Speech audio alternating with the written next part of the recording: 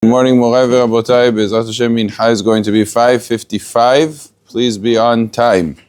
As we are continuing in the halachot of what one is allowed to wear or not wear on Shabbat, even though from the Torah, this is a very interesting halakha, it becomes relevant. A lot of people are not aware of this, but Maran has a disagreement, brings down a disagreement, if a person is allowed to wear gloves.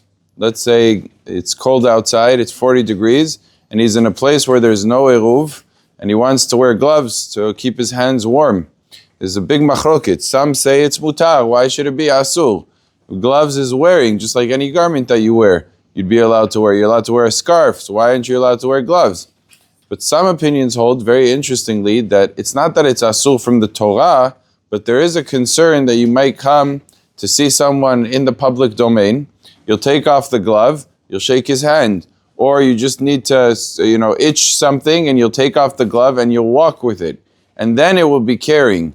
And since there's a concern that it might be removed and you might want to use your actual hand for something, so therefore some poskim hold that it's asur to wear gloves unless it's mamash like, buttoned onto this sleeve where there's like sort of a very clear recognition that you're not going to just remove it. But that's very impractical. Most people don't do that. So what's the halacha? Halacha lema'aseh, Maran is posek ra'ui le'achmir. The proper thing to do is if you're in a place where there's no eruv, is to not wear gloves. However, those that are lenient, Maran says they have on what to rely.